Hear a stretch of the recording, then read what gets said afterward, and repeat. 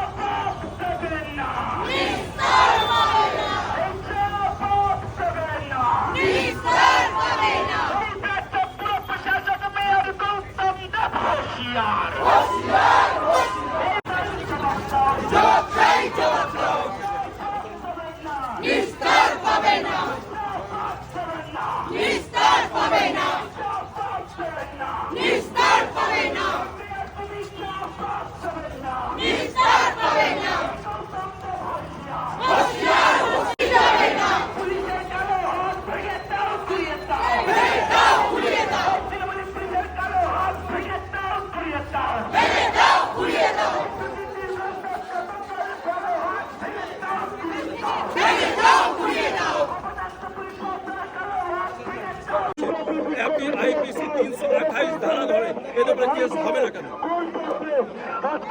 বিষাক্ত জল খাওয়া দিয়েছে, তারপরে বলছে আগে আর জল খাওয়া যাবে না। আমার বিষয় এদের বিরুদ্ধে আইনি ব্যবস্থা হবে না কেন? আইপিসি 328 ধরা যোগ্য করে